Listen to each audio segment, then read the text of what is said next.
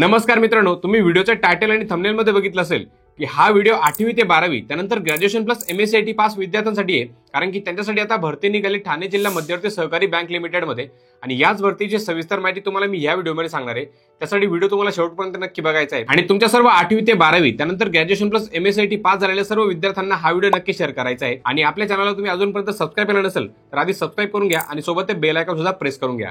चला तर कुठलाही टाइमपास न करता सरळ तुम्हाला या भरतीच्या PDF मध्ये काय माहिती दिलेली ते एक्सप्लेन करून सांगतो। तर मित्रांनो, सर्वात आधी तुम्हाला सांगून येतो की ही भरती आहे ठाणे जिल्हा मध्यवर्ती सहकारी बँक लिमिटेडची। तर त्यामध्ये कोणकोणती पदे असणार आहे तुम्हाला PDF मध्ये सांगतो। तर वरती PDF मध्ये बघू शकता the Thane district central cooperative bank limited Thane बँकेचं नाव दिलेलं आहे। त्यानंतर ही जी बँक आहे ती 14 मार्च 2058 पासून आहे। त्यानंतर खाली दिलेली नोकर भरतीची विस्तृत जाहिरात द ठाणे जिल्हा मध्यवर्ती सहकारी बँक लिमिटेड यांच्या आस्थापनेवरील व अधिपत्याखालील असलेले ज्युनियर बँक असिस्टंट त्यानंतर या श्रेणीतील 123 पद, त्यानंतर शिपाई श्रेणीतील 36 जागा, त्यानंतर सुरक्षा रक्षकसाठी 5 आणि वाहन चालक 1 असे एकूण 165 जागांसाठी भरती होणार आहे आणि सरळ सेवा पद्धतीने भरती होणार आहे। आणि यासाठी ही जाहिरात होती 17/8/2025 रोजी दैनिक सकाळ ठाणे वैभव यामध्ये त्यांनी जाहिरात ही टाकलेली होती वर्तमानपत्रांमध्ये। आणि या भरतीला तुम्हाला ऑनलाईन पद्धतीने फक्त ऑनलाईन पद्धतीने अर्ज करता येईल असं दिलेलं आहे त्यांनी। आणि ऑनलाईन पद्धतीने अर्ज त्यांची वेबसाईट दिलेली, 2 वेबसाईट दिलेल्या आहेत, या वेबसाईट आहेत। तसेच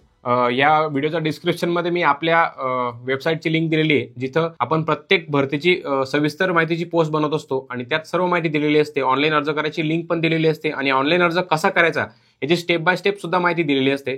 त्याची लिंक सुद्धा मी खाली ऍड केलेली आहे, तिथून सुद्धा तुम्ही डायरेक्ट ऑनलाईन अर्ज करू शकता या भरतीला। त्यानंतर आता पुढे पगार दिलेला आहे। पगार किती तुम्हाला सांगतो।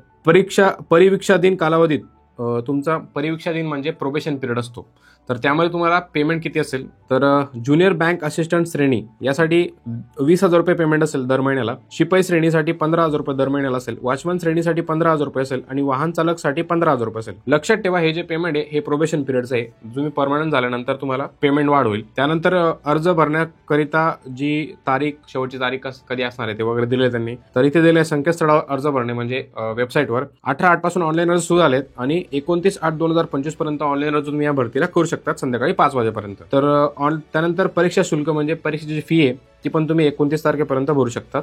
बाकी सगळी माहिती जी त्या ह्या बँकेच्या ऑफिशियल वेबसाईटवर तुम्हाला येऊन जाईल। त्यानंतर हॉल तिकीट वगैरे, त्यानंतर कागदपत्र पडताळणी, त्यानंतर मुलाखतची, इंटरव्ह्यूची दिनांक काय असेल ही सर्व माहिती तुम्हाला ही जी बँक आहे या बँकेच्या ऑफिशियल वेबसाईटवर मिळून जाईल। त्यानंतर यांनी पुढे काही सूचना दिलेल्या आहेत, तिथे दिलेल्या आहेत ऑनलाईन परीक्षा शुल्क भरणा केल्याशिवाय रजिस्ट्रेशन होणार नाही। समजलं असेल तुम्हाला, मराठीतच दिलेले आहे। परीक्षा शुल्क फी भरल्याशिवाय तुमचं रजिस्ट्रेशन होणार नाही या भरतीसाठी आणि तुम्हाला ऑनलाईन पद्धतीनेच ती जी फी आहे ती भरायची आहे। त्यानंतर तुमचं ऑनलाईन अर्ज करताना स्वतःचा ईमेल ID, मोबाईल क्रमांक, आधार कार्ड क्रमांक हे तुम्हाला अचूक भरायचं आहे। जर काही प्रॉब्लेम झाला, जर तुम्ही काही चूक केली तर तुमचा फॉर्म हा बाद होईल आणि उमेदवाराला एका पदासाठीच एकच अर्ज करता येईल, डबल अर्ज करता येणार नाही, स्पष्टपणे दिलेलं आहे। ऑनलाईन अर्ज केल्यानंतर तुम्हाला यामध्ये दुरुस्ती करता येणार नाही, त्यामुळे आधीच त्यांनी दिलंय की तुम्ही अचूक माहिती भरायची आहे। आता पुढे काही भरपूर त्यांनी दिलेल्या सूचना, 9 सूचना दिलेल्या आहेत ज्या तुम्ही या PDF मध्ये वाचून घ्या।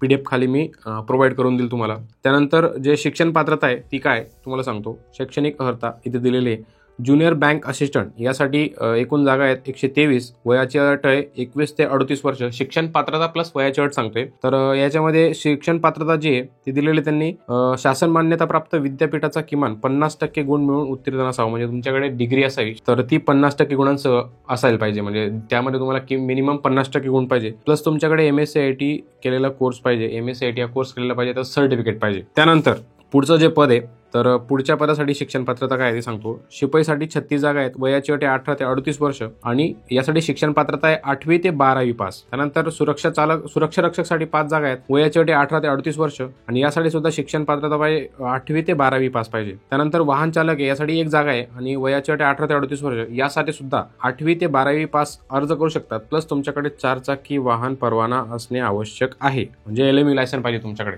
आणि वयाची अट जी ती 18/8/2025 पर्यंत तुमची पूर्ण पाहिजे ते वय दिलेलं आहे त्यांनी। यानंतर पुढे त्यांनी दिलेलं आहे की या भरतीची सिलेक्शन प्रोसेस, निवड कार्यपद्धती कशी असणार आहे। तर सर्वात आधी तुमची ऑनलाईन परीक्षा होईल। ऑनलाईन परीक्षा ही वस्तुनिष्ठ व बहुपर्याय म्हणजे MCQ type, objective MCQ type परीक्षा असणार इथे दिलेलं आहे, बहुपर्याय स्वरूपाची असेल। त्यानंतर यामध्ये जे विषय कोणते असतील तर दिलेले आहे अभ्यासक्रम, विषय आणि अभ्यासक्रम, गणित, बँकिंग व सहकार, सामान्य ज्ञान, चालू घडामोडी, कृषी व ग्रामीण अर्थव्यवस्था, भूगोल, इतिहास, मराठी, संगणक व माहिती तंत्रज्ञान, त्यानंतर बुद्धिमापन चाचणी, हे सारे विषय असतील म्हणजे आणि अभ्यासक्रम असेल. आणि याचं जे परीक्षेचं जे माध्यम असेल ते मराठी किंवा इंग्रजी या 2 विषयांमध्ये तुमची परीक्षा होणार आहे. त्यानंतर पुढे त्यांनी दिलेला दुसरा टप्पा आहे तो कागदपत्र पडताळणी आणि मुलाखत, डॉक्युमेंट व्हेरिफिकेशन आणि इंटरव्ह्यू होईल. तर त्यासाठी गुण किती असणार आहेत तुम्हाला सांगतो. डॉक्युमेंट व्हेरिफिकेशन झाल्यानंतर तुम्हाला पुढे मुलाखतसाठी पाठवलं जाईल आणि मुलाखती 10 गुणांची असेल. त्यात तुम्हाला 10 पैकी 5 गुणे संबंधित उमेदवाराच्या खालील शैक्षणिक पात्रता अनुभव यानुसार देण्यात येतील. म्हणजे उर्वरित 5 गुणे तुमचे डायरेक्ट जी व्हर्बल मुलाखत असेल ती असेल आणि उर्वरित 5 गुण हे खालचे जे डॉक्युमेंट्स इथे दिलेले त्यानुसार असेल. कोणत्याही शाखेत तुमची जर डिग्री असेल तर तुम्हाला 1 गुण असेल, पदव्युत्तर पदवी असेल तर 1 गुण असेल. त्यानंतर हे DCM, CA, IIB, GDC तर यासाठी 1 गुण असेल. आणि जर तुमच्याकडे एक्सपिरियन्स असेल तर तुम्हाला 2 गुण, असे 5 गुण असतील.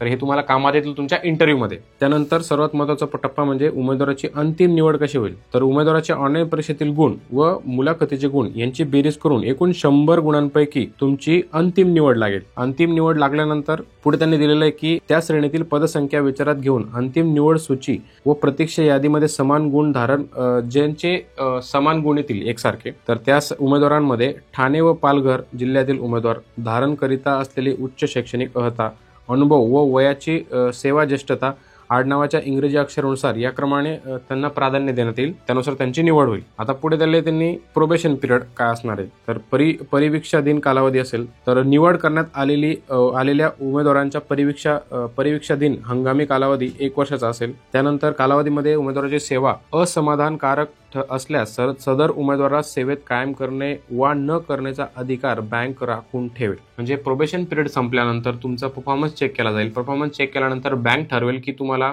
ठेवायचं की नाही. जर तुमचा परफॉर्मन्स चांगला असेल तर ते कंटिन्यू ठेवतील, जर तुमचा परफॉर्मन्स चांगला नसेल तर तुम्हाला ते डिस्कंटिन्यू करतील. आता पुढे दिले त्यांनी परीक्षा शुल्क, जी परीक्षेची फी आहे ती नॉन रिफंडेबल आहे, लक्षात ठेवा सगळ्यांनी. आणि तुम्हाला ऑनलाईन पद्धतीनेच ते भरायचं आहे. अन्य कोणत्याही मार्गाने परीक्षा शुल्क स्वीकारले जाणार नाही, ॲक्सेप्ट होणार नाही ते. त्याची शेवटची तारीख असणार आहे 29/8. परीक्षा फी असणार आहे ज्युनियर बँक असिस्टंटसाठी 800 रुपये प्लस GST 144 म्हणजे एकूण 944 रुपये. शिपाईसाठी 590 रुपये, सुरक्षा रक्षकसाठी 590 रुपये, वाहन चालकसाठी 590 रुपये. फी भरपूर आहे, मान्य करतो मी. कारण की आता एक आहे बँकेने आणि शासनाने ठरवलेले आहे. आता याच्यामध्ये प्रॉब्लेम तर आहे, एवढी फी तर नाही घ्यायला पाहिजे. कारण की सामान्य जे लोक आहेत, सामान्य जे विद्यार्थी आहेत ते अर्ज करू शकणार नाहीत. शिपाई पदासाठी जर 590 रुपये फी आहे, सुरक्षा रक्षकसाठी 590 रुपये, ड्रायव्हरसाठी जर 590 रुपये फी आहे तर कसं होणार ना. तर हा एक प्रॉब्लेम आहे याच्यामध्ये. यावर सगळ्यांनी आवाज उठवला पाहिजे परीक्षा शुल्कावरून. बाकी काही सूचना दिलेल्या आहेत ऑनलाईन परीक्षेसंदर्भात त्यांनी, त्या तुम्ही वाचून घ्या.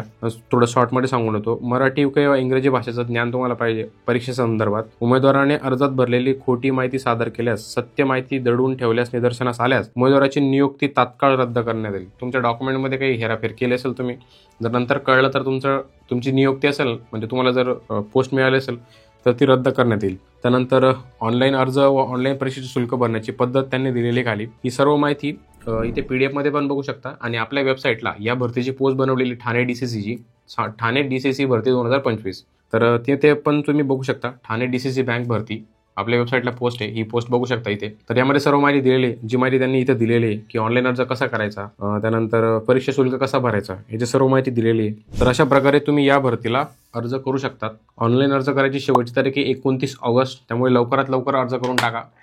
खूप कमी दिवस बाकी आहेत. ऑनलाईन अर्ज करायची डायरेक्ट लिंक खाली डिस्क्रिप्शनमध्ये दिलेली आहे, ती आपल्याच वेबसाईटची पोस्ट आहे. किंवा तुम्ही डायरेक्ट गुगलला जाऊन सर्च करा naukriwala.com आणि तिथे सर्च करा ठाणे DCC बँक भरती. त्यामध्ये तुम्हाला ही पोस्ट मिळून जाईल. या पोस्टमध्ये सर्व माहिती दिलेली आहे, सिलेबस सुद्धा दिलेला आहे परीक्षेचा. सो तिथे जाऊन तुम्ही डायरेक्ट ऑनलाईन अर्ज करू शकता किंवा डिस्क्रिप्शनमध्ये लिंक दिली आहे, तिथून सुद्धा तुम्ही डायरेक्ट ऑनलाईन अर्ज करू शकता. सो लवकरात लवकर जाऊन अर्ज करा. सर्व मित्रांना ही माहिती शेअर करा. 8वी ते 12वी म्हणजे 8वी, 9वी, 10वी, 11वी, 12वी पर्यंत सर्व विद्यार्थ्यांना ही माहिती शेअर करा. काय सांगता येत नाही, कोणाचं सिलेक्शन होऊ शकतं. तुमच्या एका शेअरमुळे कोणाचं सिलेक्शन होऊ शकतं, त्यांचा परिवार चेंज होऊ शकतो, त्याचं जे परिवाराचं सिच्युएशन आहे ती चेंज होऊ शकते. शेअर करायला अजिबात विसरू नका. व्हिडिओ तुम्हाला माहिती आवडली असेल तर ह्या व्हिडिओला 1 लाईक नक्कीच करून जा आणि हाईप करायला विसरू नका व्हिडिओला. बाकी आपल्या चॅनलला जर तुम्ही नवीन असेल तर चॅनल सबस्क्राईब करून घ्या आणि सोबत ते बेल आयकॉन सुद्धा प्रेस करून घ्या. आणि अजून तुमचे या भरतीविषयी काही प्रश्न असतील तर ते मला कॉमेंटमध्ये विचारा. त्यांची उत्तरं तुम्हाला मी नक्कीच देईल. भेटूया पुढच्या व्हिडिओमध्ये. जय महाराष्ट्र.